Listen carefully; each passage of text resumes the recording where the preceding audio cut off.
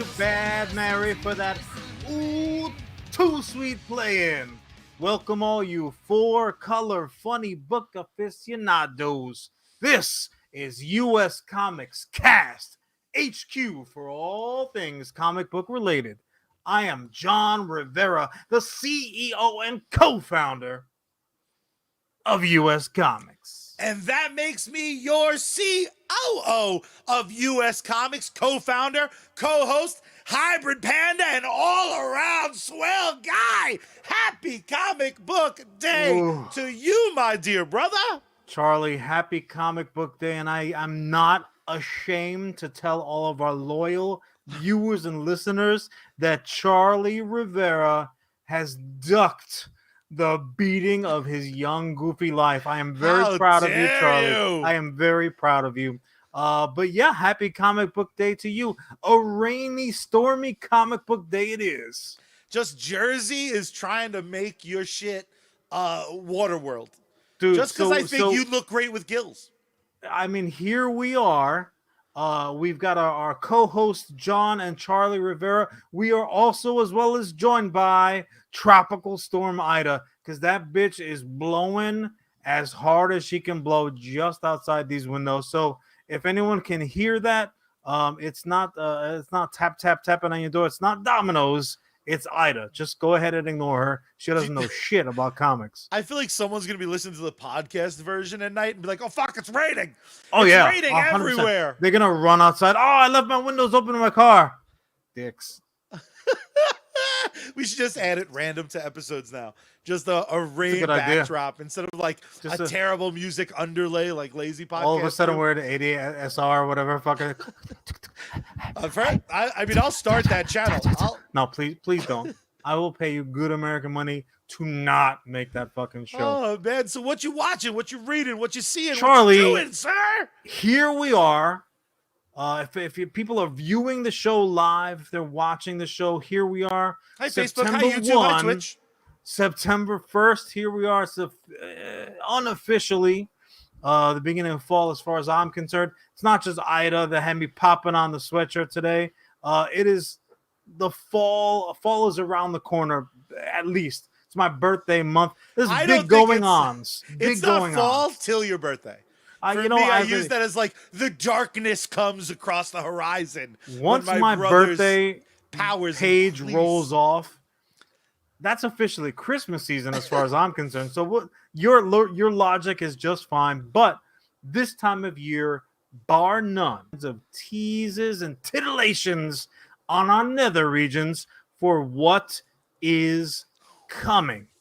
And, we mentioned it before. We were talking about some trailers that were hitting, that were resonating. Yeah, but for me, Charlie, it didn't even take a trailer to get me to fill the cup, because I caught some pictures of something on the horizon, and there's a little something that goes like this.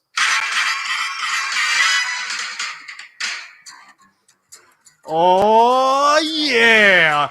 If you know anything, you know that those dulcet tones mean only one thing. Look up in the sky to the very left of Space Girl, up there,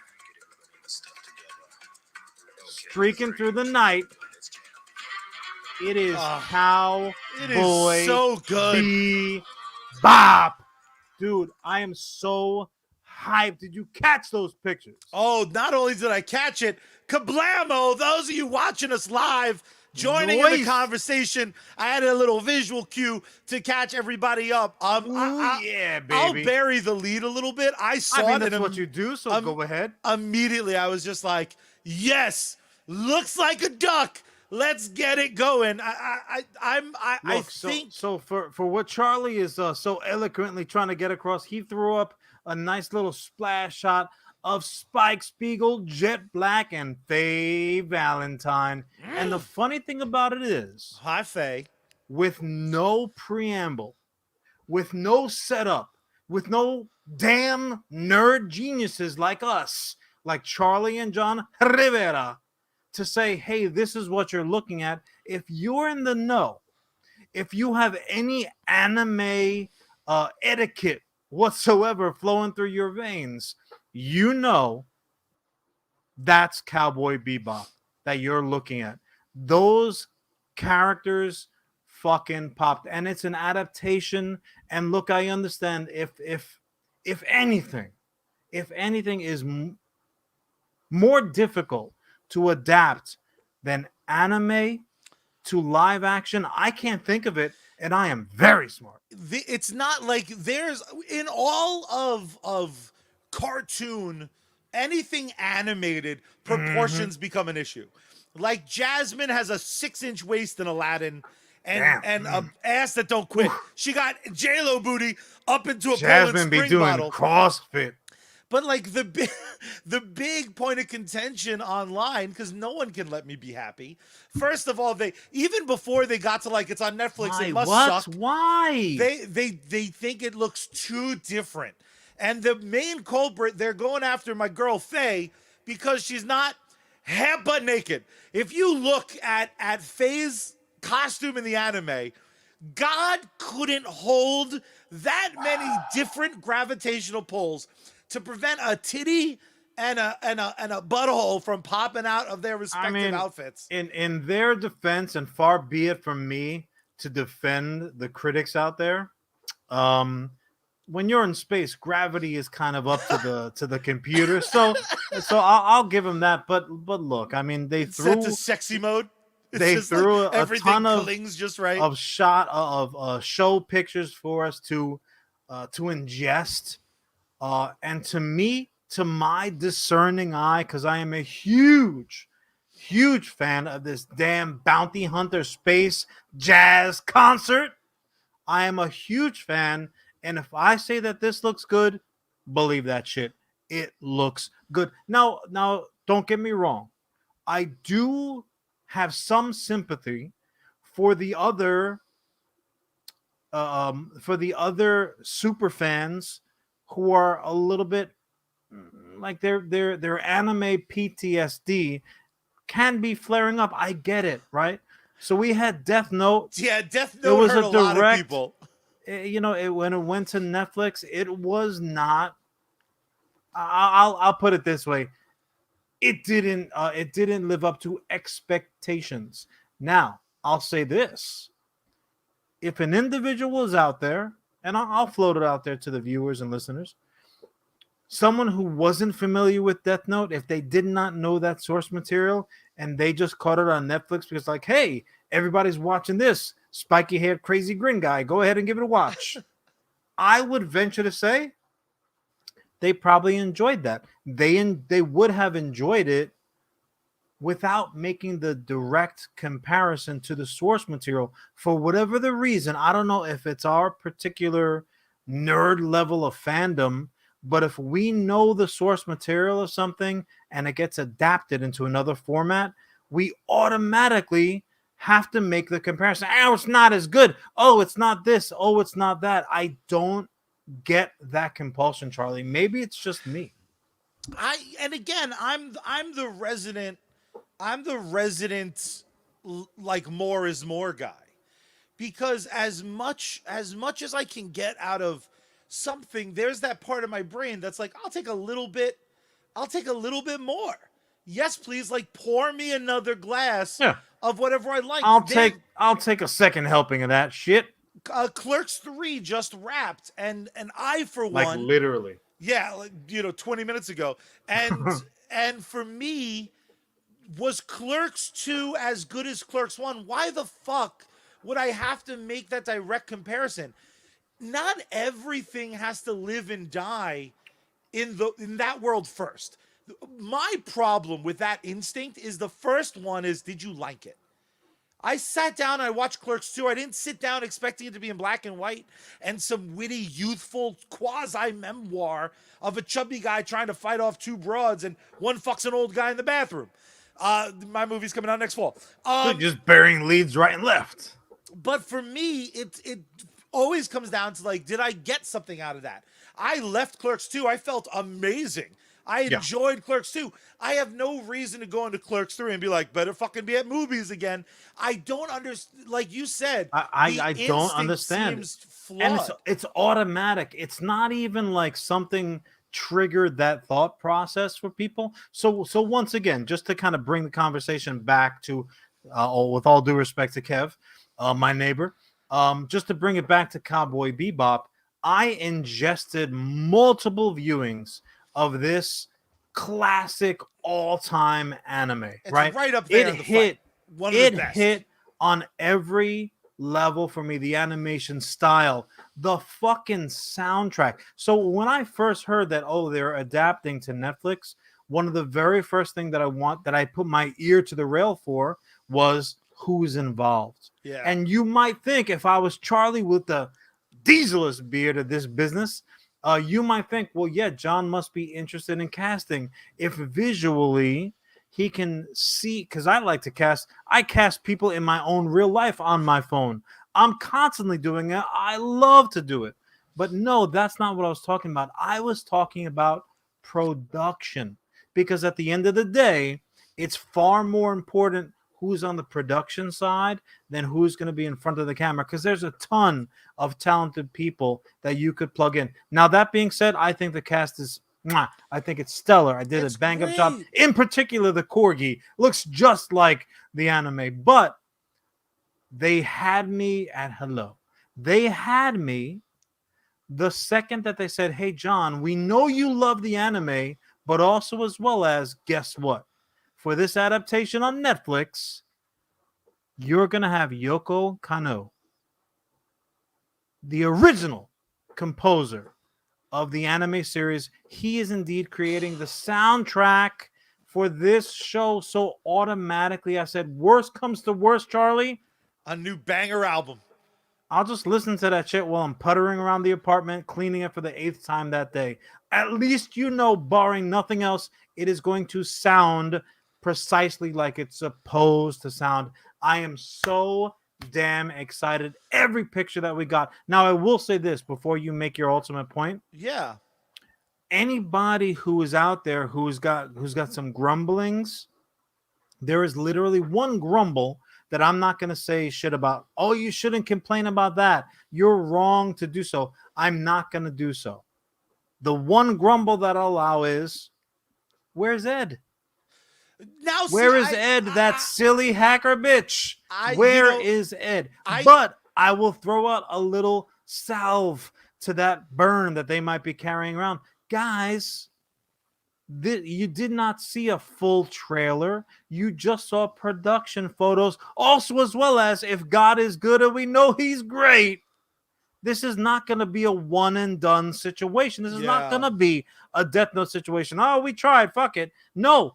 Hopefully, we're going to get some longevity out of this series. So the way that you do so is you save some for the tail end. Like a good racehorse secretariat knew it best. You save a little juice for the tail end. So maybe they're going to hold Ed back towards the tail end of that first season. Maybe 7, 8, episode 9 even. Who knows? But obviously we know we're getting us some Ed. Yeah, she's the sexiest Ed we know. Ed is like, a final boss almost. You wanna save it in the chamber. So my boy Jim over in the Facebook viewing, he said it might get him some grief, but he's not a big anime fan, but I'll give it a watch just for the dog, and even more so than for the Corgi love. What I love about these adaptations ultimately is it brings some people into the fold. Because if this is good. Well, here, just to address Jim really quickly, Charlie, and then I'll leave your thought alone, I swear. Yeah. Jim, you know what? That's the perfect attitude to have, because all it really needs, any particular thing that they put out there, that the proverbial creators out there, if they put something out there, all they really need is one hook to pull a prospective viewer, consumer in, like Jim. So Jim says, I'm not a huge anime guy. Jim, that's entirely your prerogative. No one can argue what you like or don't like. However, if I say to you, hey, Jim, there's a new show dropping on Netflix. It takes place in space. It's some sci-fi action. It's going to have a banging jazzy soundtrack.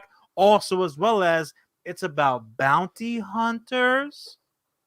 Dude, I've just run off a laundry list of hooks.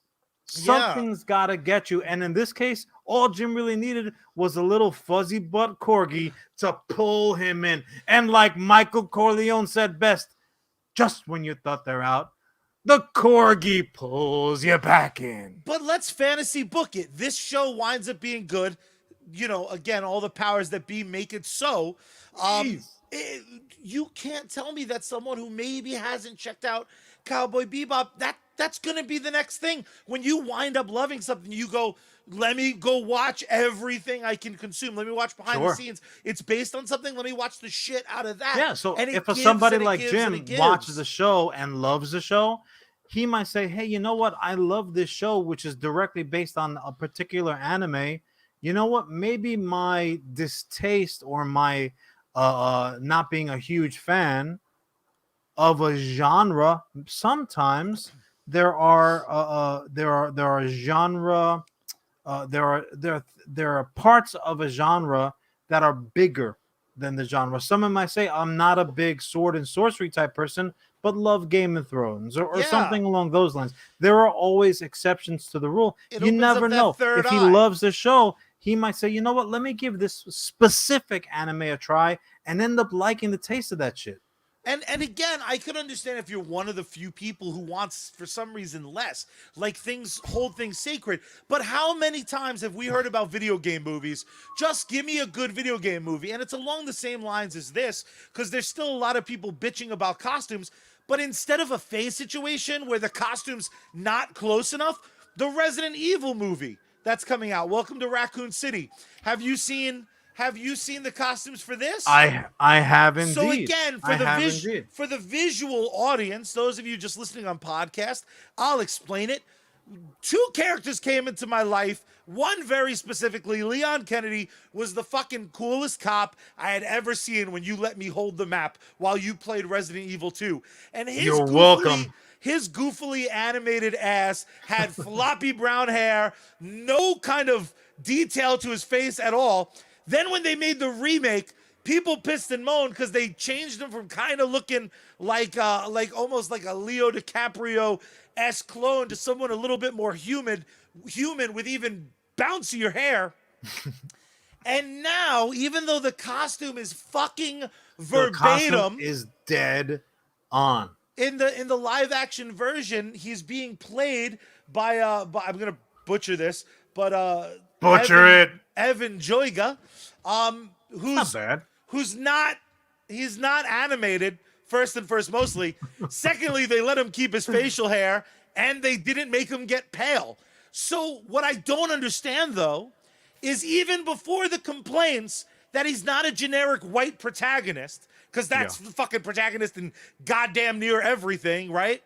It was they look like cosplayers. So which fucking is it? Is it that you're saying the costumes are it's too close? It looks too much. They realize that Leon's not an actual person, right? He didn't have the option to play himself. My question to you, Charlie, is this: in a world where the only Resident Evil movies that we've gotten are excellent, have had less to do with the video games than if fucking Pac-Man came rumbling through the hallways, sucking down zombies and whippers and all kinds of goofy shit. Guys, if you tell me I'm a huge fan of the Resident Evil video game saga, how dare you sit there and have the audacity to complain about these pictures when nothing in the Resident Evil movies prior had dick to do or balls with the video games, you bozos. And the worst part I don't use that word very loosely. You're like, bozos. And I mean bozos. That's right. Red nose, big ass shoes, red hair. Bozo. I bet you and your people Ishmael, what's up? Came 17 to a goddamn car, you bozos. But what I cannot stand is in the Mila Jovovich excellent film franchise, had nothing to do with the game franchise that I love. Had nothing to do with the plot, with the Yeah, video it was effects. fucking ridiculous. It could With have that- been 2 hours of Mila just standing there smiling at Charlie. Yeah, and that's- he would have been 2 thumbs up. Yeah, it would have been fucking excellent. I mean, I watch those movies 6 hours at a time. Pause it for 2 hours, watch the movie, one more paused hour. Shower scene was dynamite. Come on. But what I cannot My stand, sponsors. what I cannot stand, my friend, Yes. is this notion of there were people who so the Mila movies eventually introduced everyone, and like Leon looked like he was pulled out of the game. They hired generic action guy with the proper jawline. They put him in a costume that took some liberties. And what I mean by liberties is one of the cosplay complaints is that nothing is like randomly form-fitting. There's no reason that Leon's sleeves would be skin tight on his police uniform. So when they did it with those liberties and the characters looked quote unquote better, according to these mouth breathers online, they hated the movie though. So like, what do you want? Do you want them to try to fucking adapt the thing with a logical ABC, which will mean no one's wearing skin tight jeans? Just because they're bozos doesn't mean they get everything wrong. The movie did stink on ice. But I get where you're coming from. Because, well, here's the thing. You're a fan of both, right? True, for different reasons. Some that's like masturbatory. In that capacity, analogy of the day, that's like saying I like ice cream.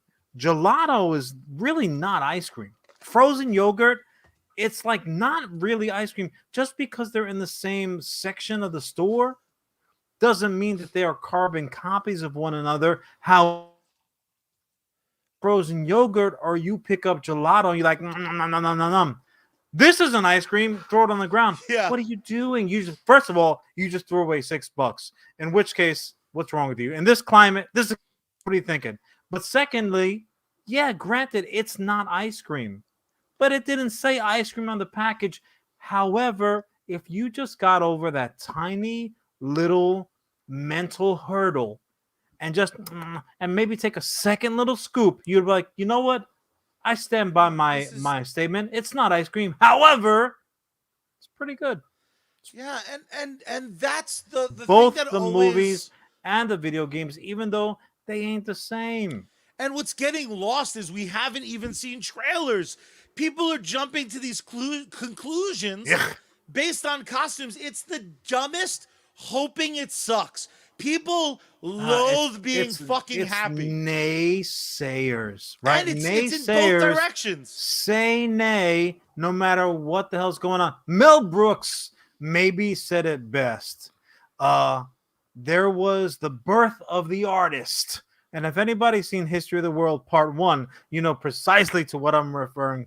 The birth of the artist. You got a caveman just throwing a big saber-tooth woolly mammoth or whatever the hell, and then just like sitting back and loving his creation. After the birth of the artist came the inevitable afterbirth, the critic. And that's the truth of it, man. There are some people that just like to tear down. I don't know what it is. Maybe they feel their voices won't be heard otherwise. I don't know, but I don't like it.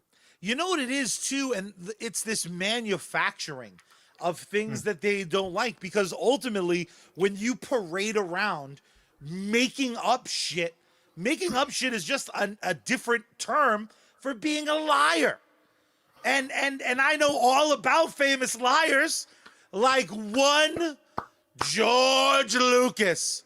He's a fucking fibber. You liar. Do you know how I know, John? I know, but why don't you tell these other good people? Because maybe they don't know. Because Han shot first. Han shot first, baby. Clink, clink. Knock it back. Salute. Damn. Woo! Damn. That's how you fucking do it. They're gonna have to put that down because that shit bit me back. I mean, and as it Jim with maybe the quote of the year 2021. Ultimately, hey, you know what? We can show it. Yeah, ultimately, art ain't made for the people. It's made for the artist. Jim, I wish I had another Han shot because I would toast your ass. That was well said, my friend. It was True. well said. I mean, again, Artists make art as an expression of something they need to get out. As a consumer of that art, you're damn just lucky. You're lucky. You're gonna stumble across one of these days somebody's expression that you're like, hey, you know what, artist? I particularly like that, and maybe, just maybe, you say, I'm gonna trade you a couple of greenbacks because I want to take it back to my house.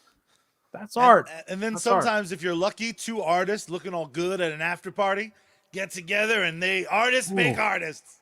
Ooh, just throw some paint around white canvas because some Jackson Pollock freaky deaky going on. That's right. Start my time, my brother. So October 16th, baby, 10 p.m. Pacific Standard, 12 p.m. Central. Fucking, we're back with DC Fandom. The virtual event of 2020 returns. I don't know how much you remember DC Fandom last year, but it blew my goddamn socks off. Such a great virtual one-day con in a world where it's harder and harder to meet up safely. The fact that DC is seemingly going to make this a tradition until further notice, a con just celebrating themselves. Yes, please. As great as their kind of corner of New York Comic Con is, as their little pop-up shops are, there's something about something that's going to be streamed on their YouTube, on their Twitch. It's going to be all over. It's an event. It's an event. It, like any con should be, it's an event. And what's great is they were really the first of their kind to pull the trigger on this to this scale. They beat Marvel to the punch. And what I love about it is it really shows you how deep the plans go. And it's not necessarily all stuff that's coming out in the next 365 days, because last year we saw some stuff that's coming back this year. Like there's some games, there's some movies, there's some new television shows. All encompassing. What I did was I put on my press pass, I put on my Dick Tracy hat, trying to look all formal. And I got confirmations about some of the stuff that's going to be going on at this year's DC Fandom. And I want you, my dear brother, I know you're going to be there because it's kind of our job, but I want to know what you are or are not excited about. And the first thing I want to talk about is Aquaman, King of Atlantis. This is a 3-part HBO Max miniseries. It's animated. It's a crazy story.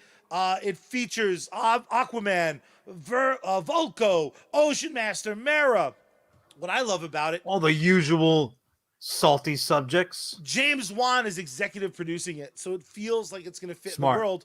Although it has like a very, very 2021 animated vibe. The animation is really, I don't want to say it's Rick and Morty-esque, but it's, that's the much better descriptor. Right off the bat, seeing what DC or what Disney Plus has been able to accomplish on their streaming platform, and knowing HBO Max as these projects come in hot and fresh, is this something that you're excited about? Because I know James Wan's Aquaman didn't necessarily warm every cockle of your heart.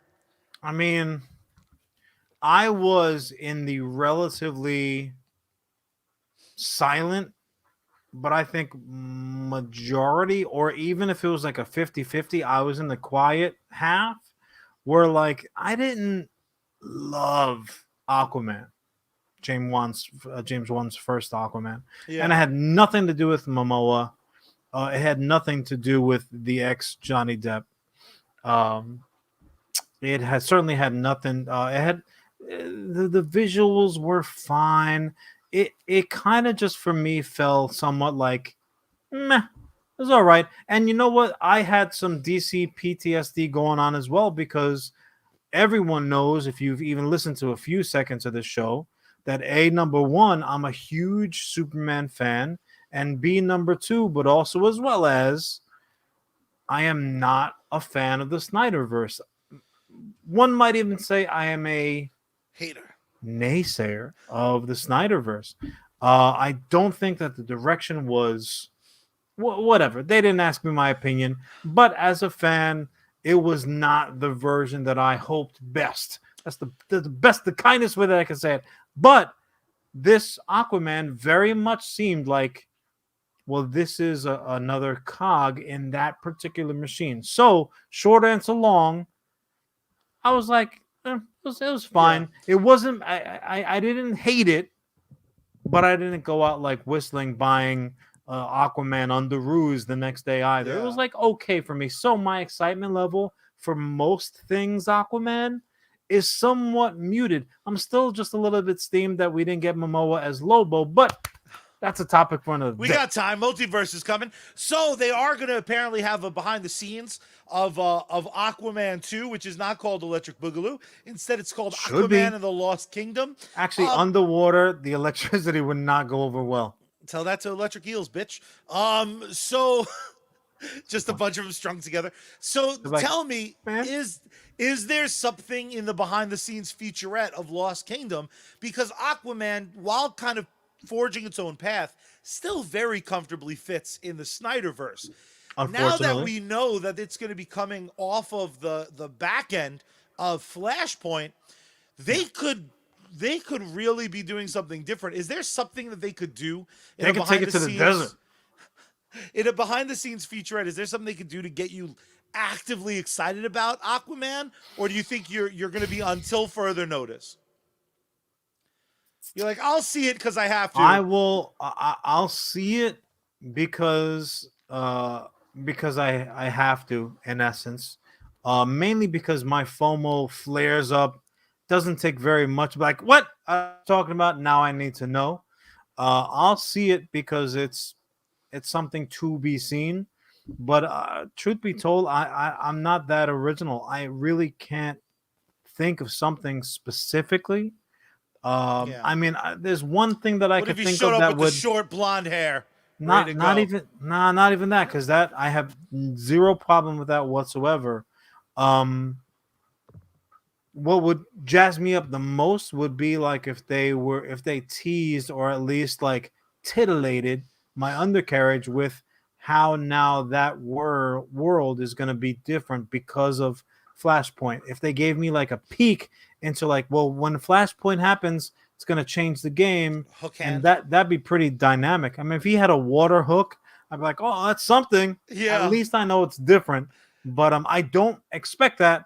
But yeah, that would get me to fill the cup a bit. Comment section calling him the poor man submariner. Real deep shot being taken. What about the Batman? DC's Fandom last year dropped the trailer, broke the internet, although everything seems to break that damn internet nowadays. DC Fandom 2 promises yet another trailer. What are you feeling about the Batman? Pattinson is not a deal breaker for me. I gotta say, at all. I'm a little disappointed in the voice that they're once again just being like, I'm just talking grumpy. I really love the voice modulator, but I'm willing to drop it. Are you just excited a Batfleck acolyte, dude. I'm a Batfleck defender. What about the Batman has you juiced? What makes you excited? Well, first and first, mostly, again, we have to encourage our listeners at least once or twice. You got to watch the show just for a frame of reference. The hell, like, you don't even know what we look like at this point. Charlie threw up the Batman pick, which is, pretty well known at this point. Charlie, the first time that you saw this, did not you immediately mentally jump to the red door that was drawn on so beautifully in the original stash? Didn't that Jim Lee like visual immediately jump to mind? Anytime the movies, I'm such a piece of obvious garbage because all a comic book movie all a comic book movie all it has to do for me is like remind me of the comics I love. Like, it's the bar is that moments. Low. Yeah. Charlie needs is one or two little member berries, and he's all in throwing his money. I'm juiced to see it. There's a few things working in the Batman's favor. First of all, Batman's a great character. You cannot take it away from the Cape Crusader. But two, they've built up so much anticipation.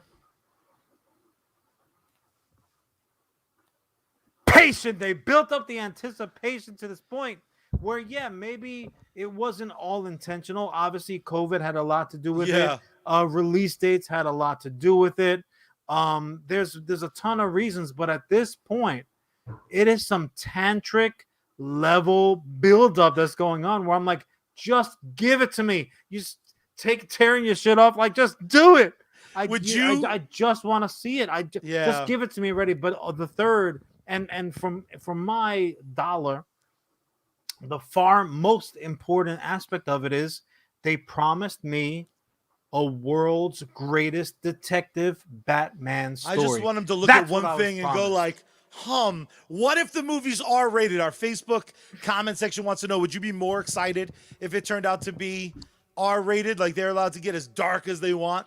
Well, the it accomplished many things, in my opinion, but one of the undeniably wonderful things, good things, positive things that the Suicide Squad had accomplished, first of all, was King Shark, but second of all, and maybe even mostly, that R-rated comic book movies bang.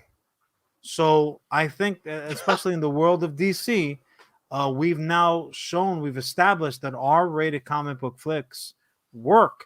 So I would love it if it's R-rated. Would it be a deal breaker for me if it wasn't? No, not necessarily. Yeah, it's not but going to do it.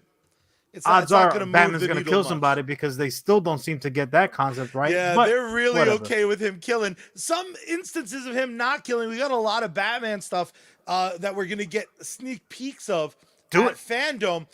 We got Batman Caped Crusader. We're putting the team of Bruce Timm, legendary Batman creative mind, J.J. Abrams, and Matt Reeves, the director of the Batman, bringing you Batman Caped Crusader, a new HBO Max animated series. We have the new event comic Batman Fear State being launched across the pages of DC Comics. It just started, but getting really deep into Scarecrow, one of my favorite characters. We got the Batman Fortnite one-shot that I don't give a shit about, but probably my favorite.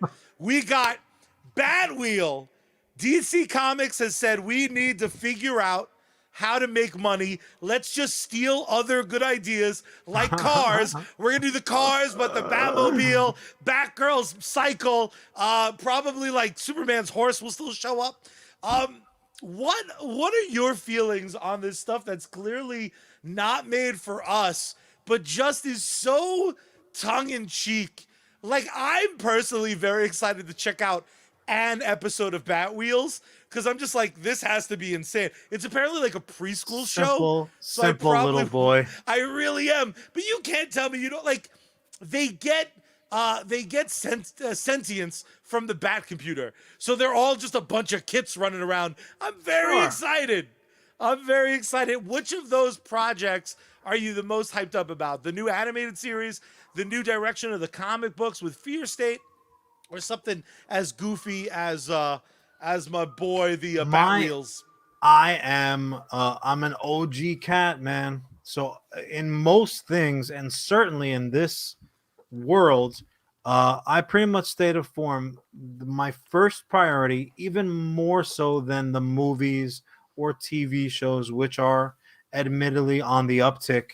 I'm always, and I always think I always will be most excited for the page, for the 4-color funny book version, the original. This is an American creation comic books. Look, America has done a lot. Freedom, a little bit of liberty for you, also as well as jazz, musical comedies, and comic books, right? If that's our ultimate, at the end of the day, when this magical experiment rolls to a close, if we can say like, hey, we did X, Y, and Z, America as an entity is going to go strolling into heaven like, I did a lot of good. We fucked up a lot, but we nailed some stuff. Hey, whoa. Settle down, okay? Relax with that. Fair enough. So I'm a little different than you. I fear the current state of comic books, that my favorite books are behind me. Not that I'm hoping that. So sometimes my hope lays in very specific pockets of this beautiful multiverse that we live in. So the thing I'm most excited about coming out of DC Fandom is hopefully finally seeing some footage proper of Black Adam. It gotta happen at this point, right? Finally, Black Gotta happen. Adam is gonna anti-hero all over the screen. The power of the mighty Dwayne "The Rock" Johnson might even surpass the power of Shazam. Kind of pound for pound. But throwing him in this role, I'm personally couldn't be more excited. Seeing his Instagram when he was training to just be somehow even bigger than he's ever been. Muscles have muscles. Now, for it me, is sick. Every time they just keep adding stuff, I just have to, like, in case I wasn't excited enough, one thing I'm desperate for, despite my bipolar nature with magic characters in live action, Pierce Brosnan is Dr. Fate. That's cool, man. Like, you talk about the icing on top. That's cool. Oh, man, I need to see a trailer, something fierce. Jumping back to the 4-color funny books, though. Yeah. Black Manta getting a solo series. Yes. One of my favorite villains. If you look, go this way. If you look behind me, it's hard to see on my shelf. Black Manta is one of the very few villains I felt the compulsion of getting like a little statuette of. I think the character design's awesome. I love Black Manta.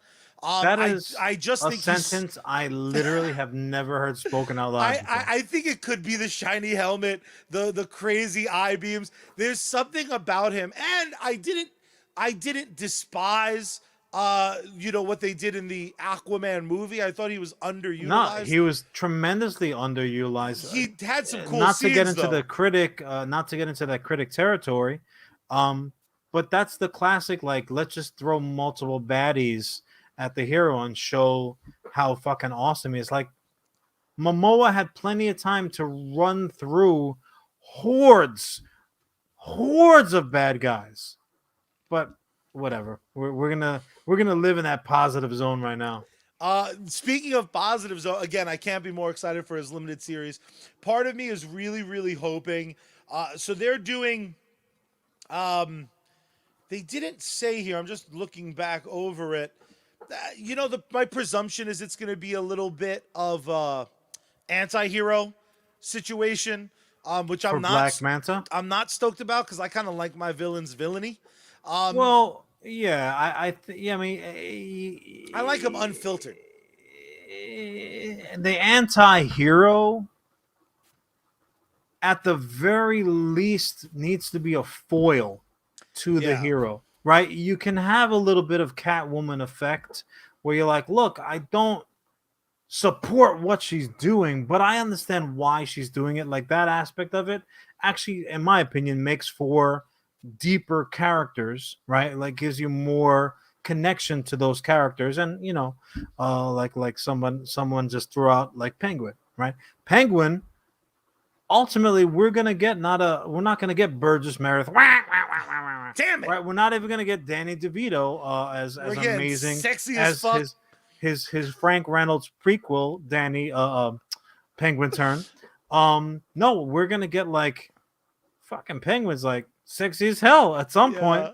So we're gonna get multiple layers of these characters, and ultimately, when you're telling kids stories in an adult format, you have to do that. Yeah. So Charlie, I don't know if it's good news or bad, but I really feel like the era of the anti-hero is really going to be upon us, because it's not now as simple as white hat versus black hat.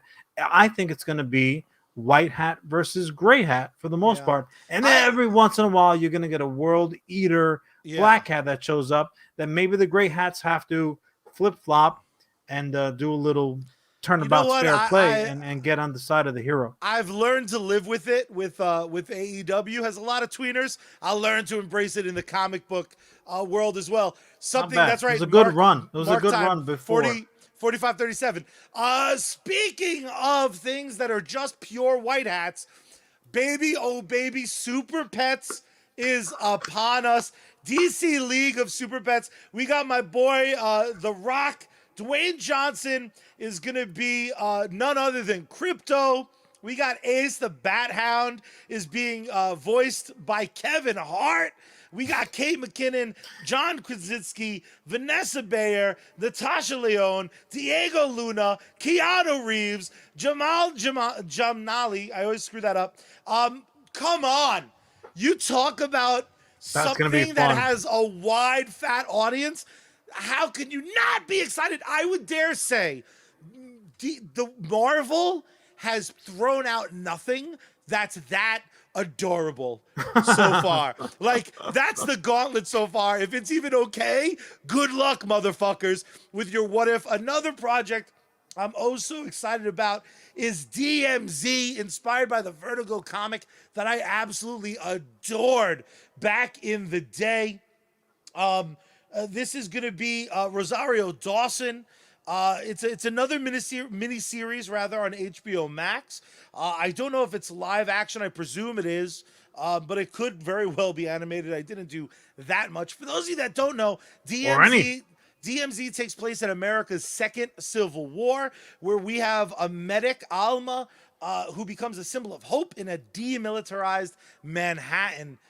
Yes, fucking please. More Vertigo in my life. You have this deep-ass library of comics that don't feel like comics. Has this, they have like, they've got like the sixth man off the bench, so to speak. And it's incredibly fucking deep. Marvel has just been making nonstop trips to the bank because they seem to have this deep well of characters that they can trot out. But a lot of folks don't realize DC is just as deep, if not deeper, if you start looking at some of their other imprints. Everything that comes from DC doesn't have a big DC slapped on the cover of it. However, they don't necessarily intersect with some of the other traditional cape and spandex characters that are running around. However, when you have a format like this, when you've got a streaming service coming right into your house anyway, there's all kinds of content that they can put up now. And I'm really happy. Just for everybody, I'm happy. But in particular for myself, because I'm selfish like that, I'm happy that we're going to be getting all of this goodness. These like good stories. I'm just so excited, and I'm excited that it was announced with the same enthusiasm as the new Black Manta miniseries, as the new Flash Verve and Vinegar. That's what I want to see, is like, hold up your properties, especially something like DMZ, which a lot of people love. We're going to go into the ultra speed round. I just want to hear if you're super fucking excited, little excited, indifferent, or straight up don't care. We got a presentation at the screen from probably my favorite DC animation right now. Don't at me. Sorry, Batman the Animated Series. Harley Quinn is just a perfect series. We got the Injustice animated movie coming. I love the video games. I hate the costume design. So hopefully they'll redesign some of those costumes. But I'm fucking stoked. What are your feelings? DC's animated movies lately haven't been as good as they were back in the day, but hopefully this will help spin it back. The general concept of like Superman bad, everyone else good. I'm like, all right, sick of it. I'll watch it. Legends of Tomorrow is gonna have 100 episodes. I don't know if I've watched 100 minutes. I could give a fuck. I'm very happy for them. I'm stoked Constantine's in it. I'm sure they and their 401ks are very pleased with that. But really, I could not possibly care less. Something I totally missed, but I'm so geeked out about, because I was a huge Static Shock cartoon fan, and then I read all the You're the guy. Then I read all the Milestone comics that I could get my grubby hands on, and the return of the Milestone universe, including Icon, who I just know so little about, but I'm so excited to learn. Static, I think, is awesome. The Milestone universe, everything I read always was exciting and felt fresh. Yeah, I'm with you, man. Give me the new. We got Nubia and the Amazons. We got a new queen of the Amazons, and trouble is gonna fucking ensue. Like we were saying before, those comics, anytime you're giving me something fresh, you're giving me something familiar though, like it's the same but also as well as like a new spin. I'm very, very excited. Me too. Fuck, it's Peacemaker. just see my review of Suicide Squad. I know I'm geeked out. I'm all in, bro. I got John Cena is off my list. That's how good that performance was. I can see you, John. And it turns out you're funny as fuck. Well done. It's true. It's damn true. Well done. I'm so excited to play this on the other side of the Suicide Squad movie. But Suicide Squad, Kill the Justice League. The reason I'm excited is we're also getting like a Dark Knights game where all of Batman's sidekicks are going to fuck up his rogues gallery. I got get news both for sides. You. This was almost the movie.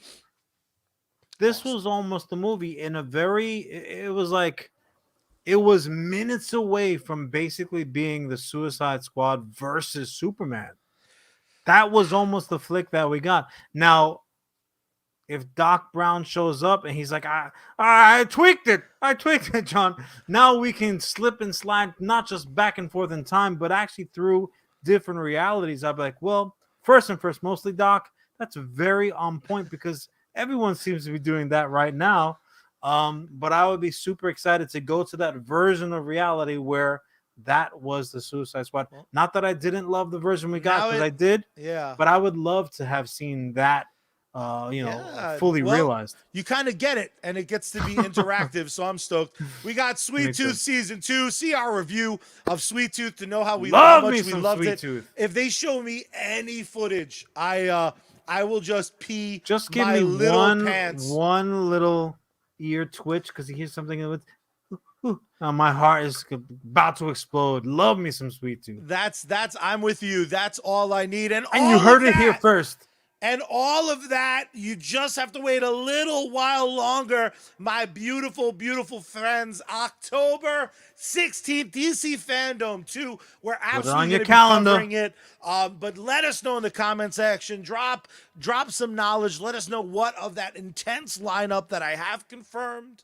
Let me know what you're most excited to see. Now, my dear brother. And also, what wasn't on that list that you're still looking forward to, that you got your little fingers crossed to maybe see? Have you heard one or two things that escaped Charlie's ears? I know it's unlikely, but it does happen. Or maybe just like something you're hoping for that no one has even whispered about, but... Hey, look, man, throw it out there. Maybe it'll come back to you. I will say for me, as far as like bomb dropping moments, I would love if we got an announcement of another Superman movie. I would like nothing would. All I need to know, it's in development. Show me the Shield. Show me something. It's not going to happen. Actually, you know what I'm really surprised at? And if I had to, if Vegas was taking odds, I would say that we're likely going to get some visuals, some news, something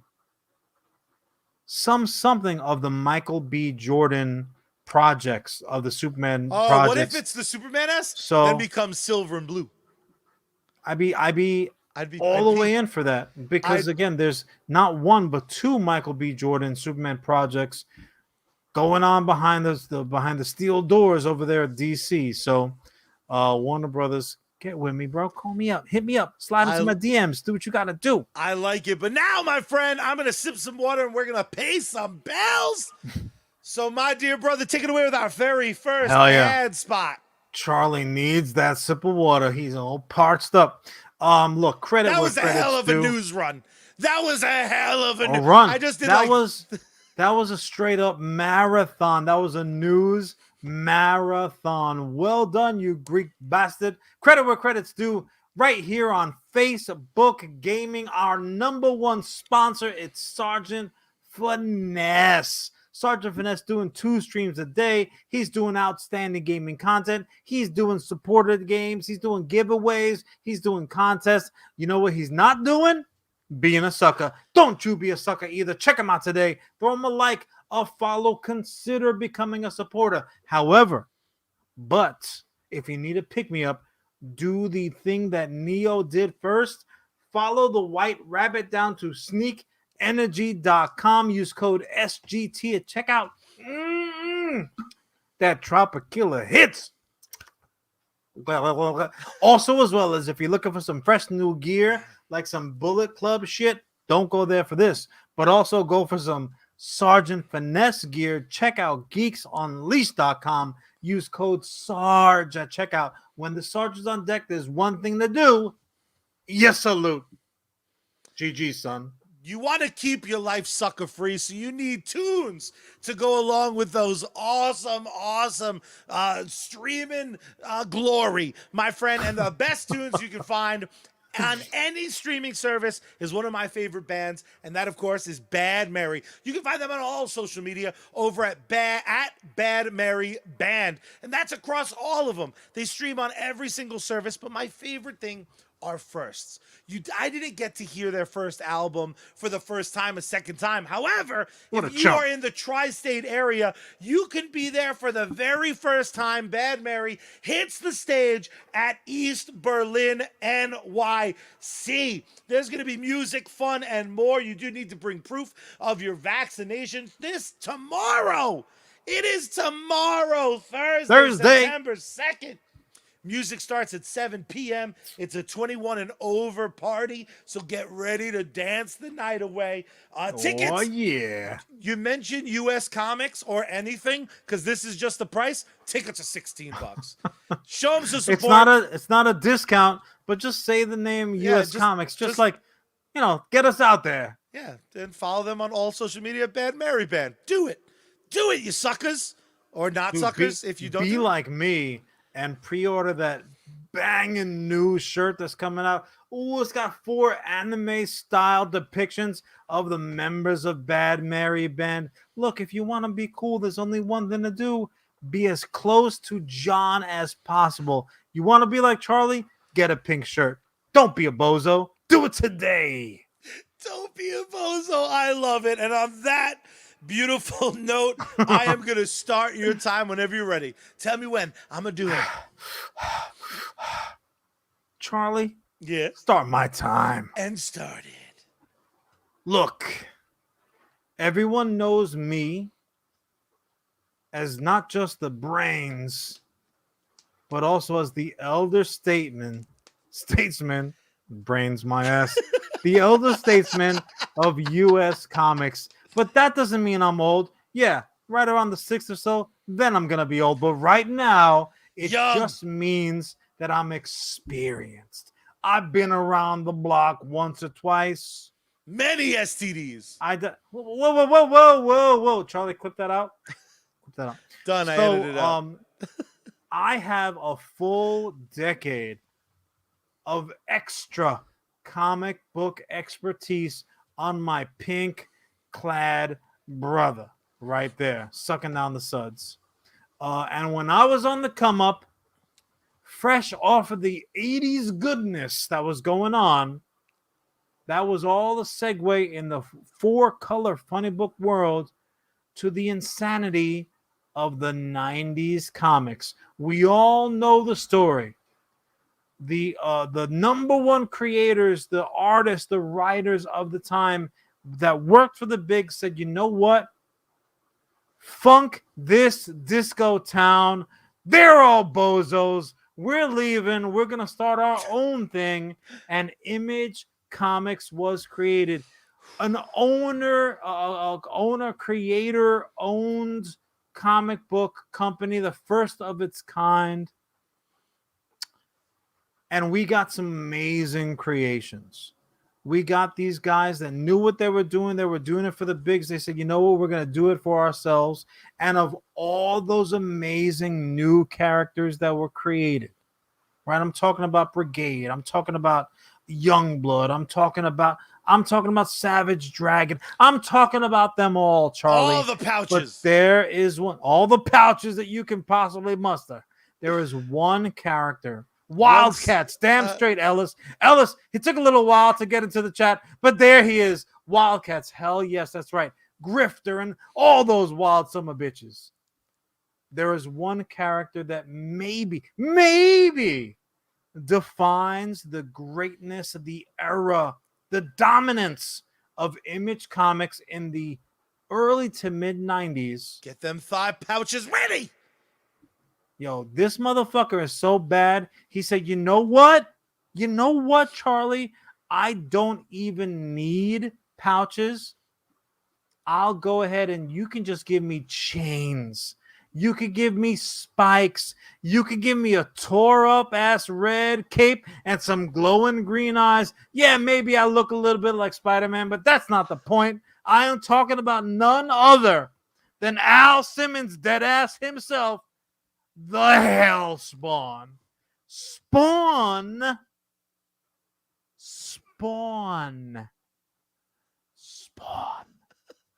Maybe is King Dingling of the entire Image universe as far as this guy is concerned.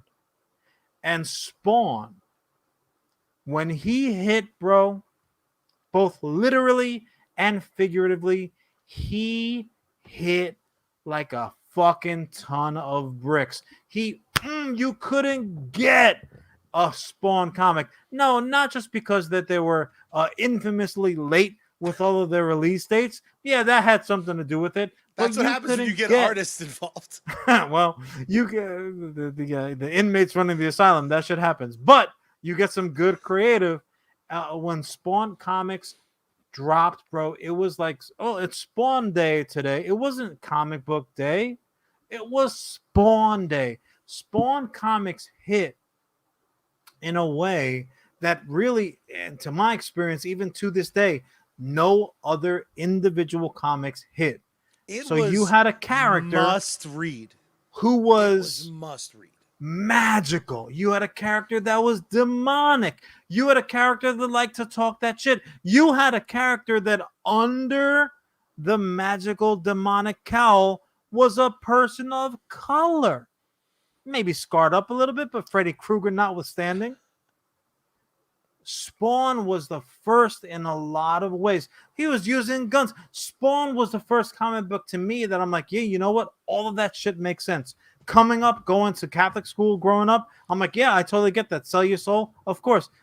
Probably it's not going to work in your favor because that Malbosia motherfucker got a thing up to his sleeves. Even though he doesn't have sleeves, he just has horns and fucking long fingernails and droopy big nips. Goofy. I never understood the droopy nips. Just the droopy nips. How far was your fall from heaven that your nips got stretched out? Did your nip get caught on Mount Everest on the way down from heaven to hell? How did that happen? That's a spinoff I would love to see. But that all being said, Charlie, that is 90s shit. Okay. And yeah, I understand to be the flyaway fair, pants. Logic says it would have never been topped. Well, here's the thing. And history would say, Charlie, take your logic, ball it up and throw it over your damn shoulder because it's been topped, kid. Here we are, 2021. We're talking about a comic that's like, I don't know, decades old.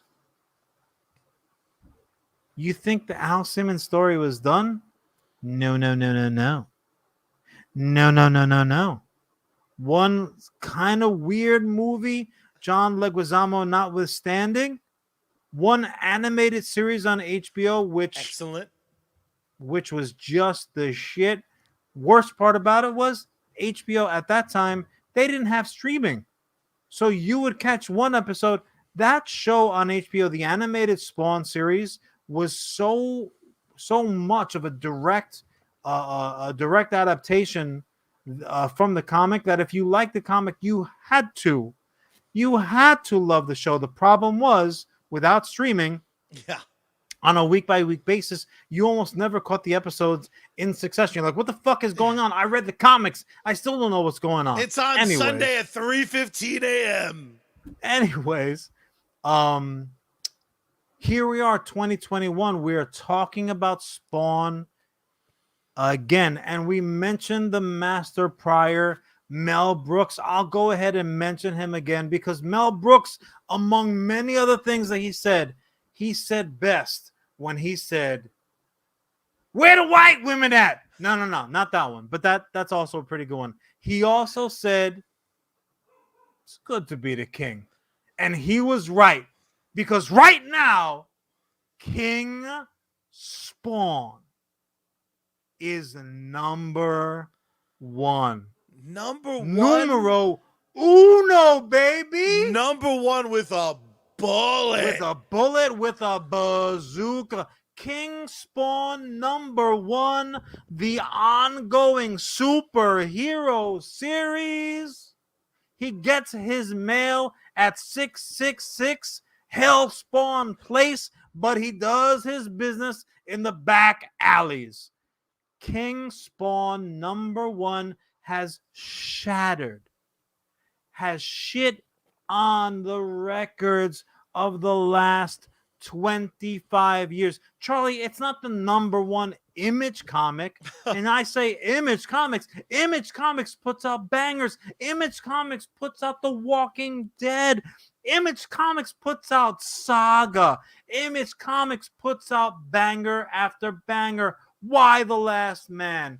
Sweet. I mean, they fucking can't stop making hits over there. With all that being said, the number one Image comic, King Spawn. But now I'm not going to stop there, Charlie. It also, as well as, makes Julianne Fry's Cha-ching, King Spawn beat out every damn thing in the last 25 years from DC Detective Comics, but also as well as, again, from Marvel. This demonic fried face motherfucker done beat them all. And Charlie, I don't know if you've had the opportunity to read this comic, this first issue of this now ongoing new series. Banger. Charlie, it is so good. It is so good. What I love about it, read the comic, buy it now. It is so good. We are going to do that series of videos where it just. I mean, we put it out there. It seems now like a good idea. Seems like, yeah, it's just a solid investment of our time. Boyfriend videos. Hey, baby, he's tired. He's sleeping. Maybe you should read some Spawn comics before you head to bed. All of mine are going to be like real relationships where it's just like, hey, baby, can you fucking move over? You're in the middle of the bed again. Hey, girl, let me get the remote control. And then all of a sudden, you want some chips? Are you asleep? Are you asleep? Look at this. I love it. Ellis comes late. Chris comes late. God, it doesn't make a difference if you're late. Welcome to the party. The water's fine. What I absolutely love about King Spawn is that it's unapologetically Spawn. It's right? Spawn. So we're on the better part of what feels like a decade of comic books.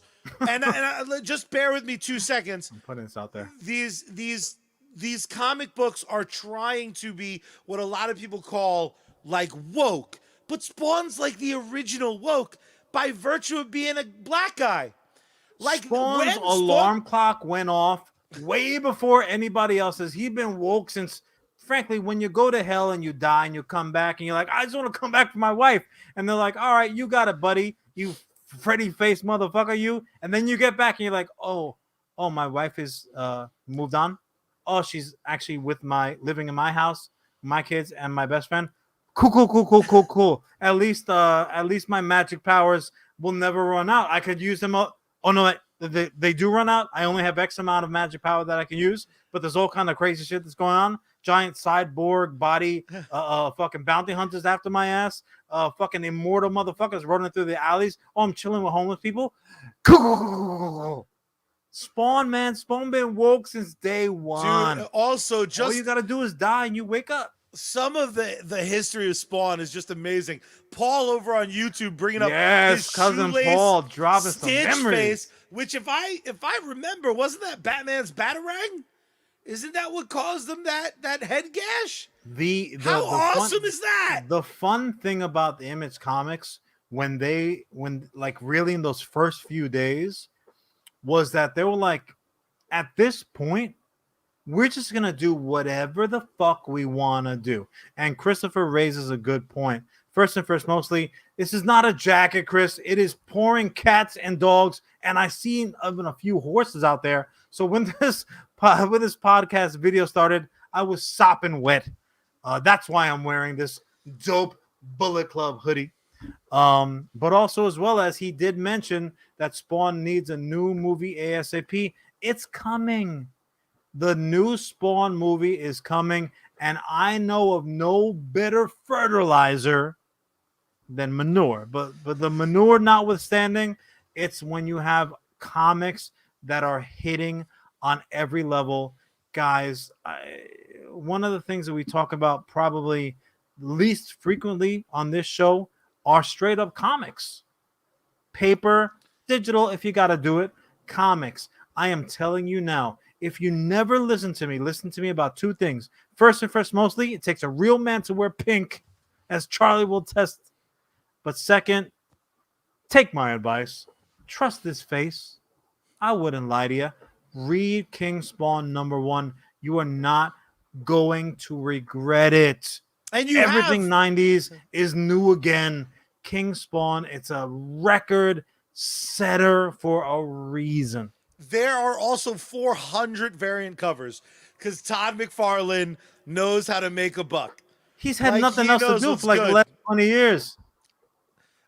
This comment has nothing to do with anything, but I agree. I do look good in Charlie pink. just I'm just Charlie getting just fishing like a dangerous catch out there. More compliments my way, and this show will stay free. Otherwise, I'm going to put it behind fucking 1,000 ad walls. I'll fucking do it. But there's something about letting characters be goddamn pure. And what I mean by that isn't that they never evolve. It's not that they don't change over time. It's not that situations don't change or costumes can't change.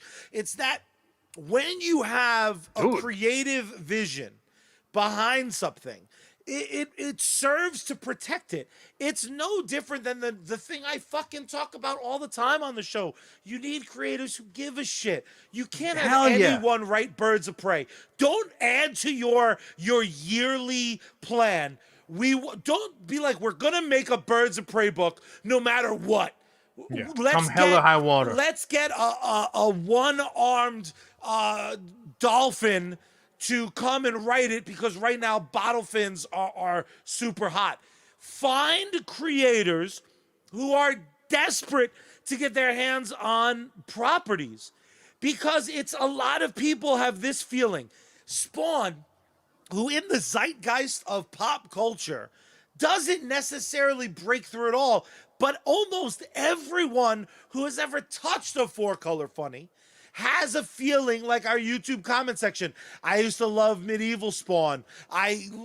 Oh man, do you remember the Stitch face? Oh shit, didn't he fight Batman once? Wasn't John Leguizamo the clown in the movie? Like, there's so much meat on that bone waiting desperately to get cooked up. You know what I mean? You know what's really funny to me too, Charlie, is that Spawn, the Spawniverse, as nobody calls it, but maybe I just made it up, so throw me a couple of shekels. Done.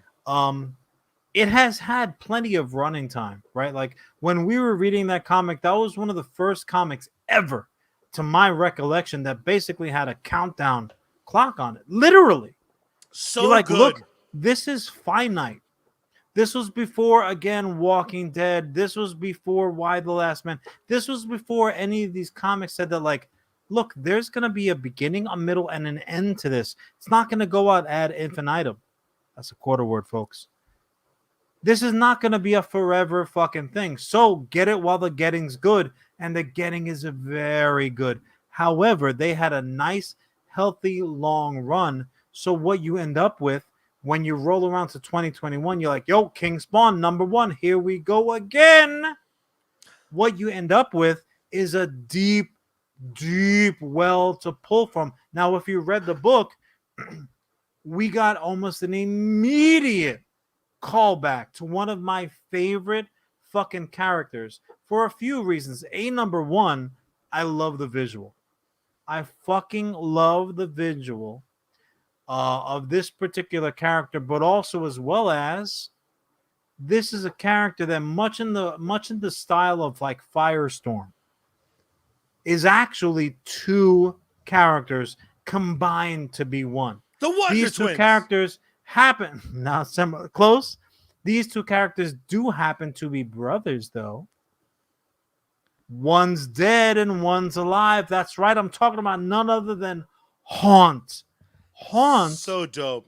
in any other world that he goofily stepped into, looking all like Anti-Venom before Anti-Venom was a thing, Haunt would be one of those characters that, I mean, well, frankly, he had his own run, but now you're working in this world of like almost it's this is almost Charlie King Spawn. It's almost an anthology series, right? It And would be like watching it would be like watching Laverne and Shirley and fucking Mork shows up. You're like, oh shit, that's right. That's the same world. And also the gang from Happy Days. Like, damn, this is some deep shit. And Fonzie's like, hey, and he hits the fucking the jukebox and everybody starts playing. And nobody's jumping any sharks. That's not going to happen the this time most around specific because they example I've ever learned heard. something. Yeah, I got a couple of reruns going on in the background for the dogs. Don't worry about it. But the bottom line is that they're able now in their storytelling today to give you like, oh, it's like a greatest hits that they're able to throw at you. And again, similarly, there is that window where you're like, look, just like Al Simmons' magical, demonic, hell-given abilities, the clock is running. So they're going to have this window of time in which to tell us a story, which everyone who knows US Comics Fair, which is like 3 people, knows that's how we like to operate. Otherwise, you've given the creators all of this wiggle room where nothing fucking matters anymore, right? If you say there's a billion fucking multiverses you can dip into, if you're Rick and Morty and one of your Mortys fucking dies, or it's like, oh, I'll just go get another one, that to a certain degree says like, even though I'm pretty sure, even though this is not Rick's original Morty, he's got a connection with this Morty that goes deep. But that's a different story. It's a great show. That's like you and your chubbiest variant. I think I'm pretty special to you. There was like Asian John that didn't last more than a couple seasons. Well, you know how it is. But you understand where I'm coming from, Charlie. I do. So you have you know, it's a greatest hits concert, Yeah. and you know at some point it's gonna be that last fucking song. Doesn't make a difference how many curtain calls you give them. You know what's really amazing though, because again, our YouTube comments that are crushing it. No offense, Facebook comments. Facebook, And, YouTube is kicking your ass. Yeah, I just hate to say it, but they brought up a good point that ironically I think is also as well as very much a bad point, because it is unfortunate that Spawn lost Angela because creator owned shit. It's a problem you have. What's amazing though about Damn Spawn courts. and what's really kind of amazing about King Spawn is it promises a world that when you have such a deep roster, there's not going to be this feeling of like, oh, I wish Angela was here, because again, they know to put the spotlight on someone like Haunt, because they have this well of characters, and it's something that a lot of other heavy hitting comments, for me, is a problem with a lot of the big two's books, because how do you have Avengers without Captain America? They've done it, but it's always considered like a B or C team. Steve Rogers, you mean? Yeah, exactly right. And even sometimes just they the could mantle. throw fucking Captain Americas at you for days. Well, but sometimes they roll the Avengers out without any Captain America, and it feels wrong.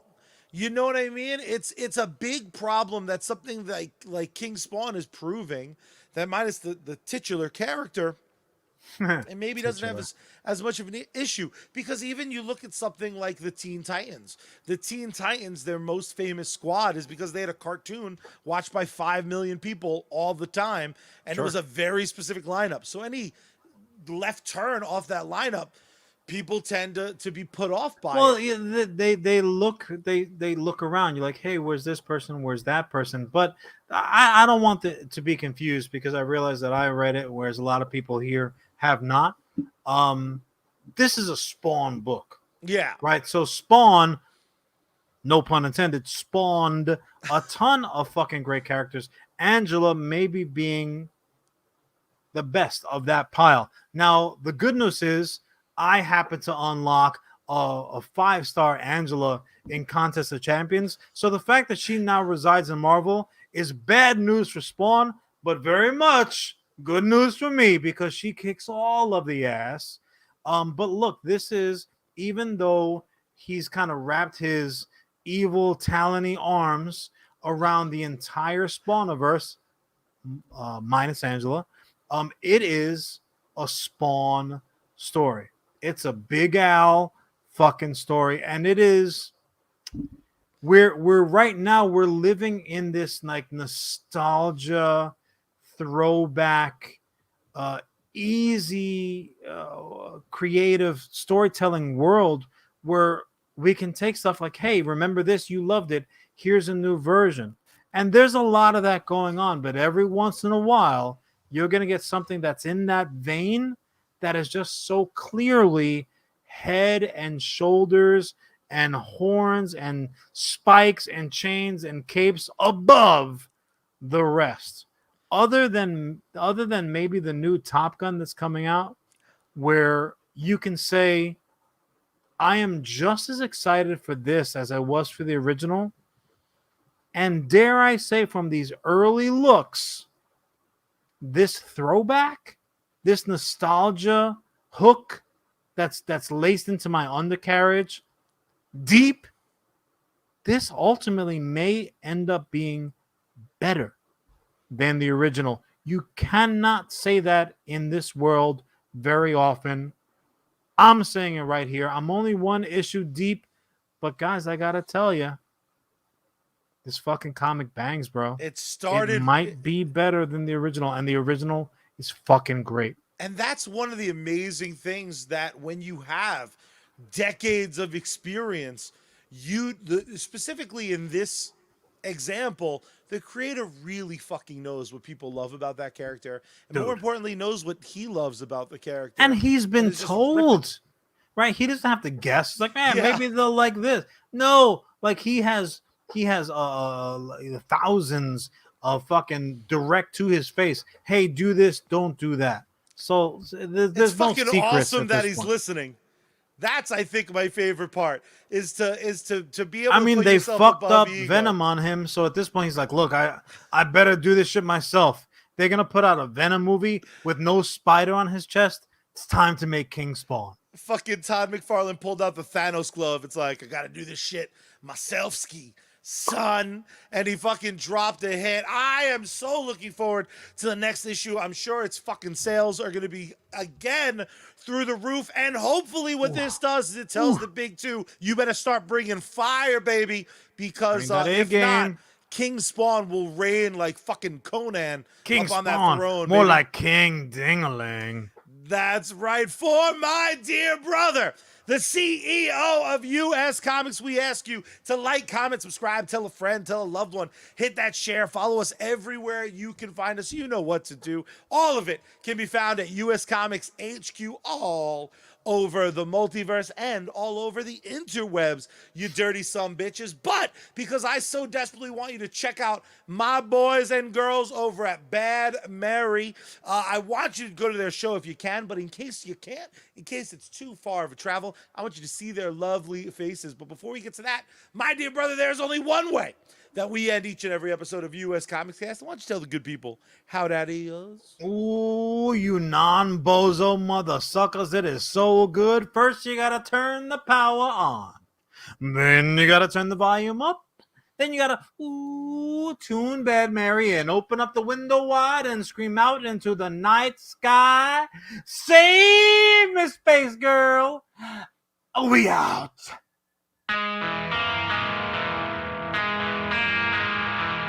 La la la la la, this is my stuff, got to get up, I may go pop, excuse me,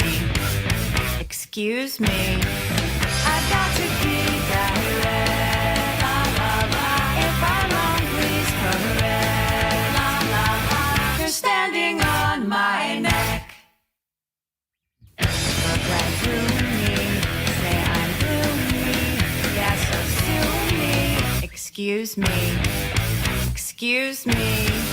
I've got to be direct, la la la, it's like a big plane wreck, la la la, you're standing on my neck, la la la, you're standing on my neck, la la la, you're standing, nothing is like I planned it, so find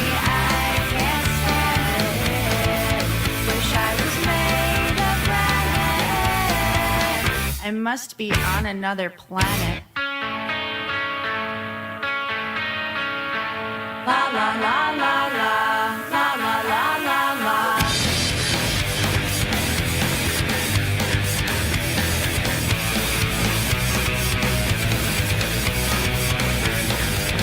This is my stop, got to get up. I may go pop. Excuse me. Excuse me, I've got to be direct. If I'm wrong, please correct. You're standing on my neck. You're standing on my neck. You're standing on my neck. La la la la la, la la la la la, la la la la la. La la la la la, la la la la la, la la la la la, la la la la la, la la la la la, la la la la la, la la la la la, la la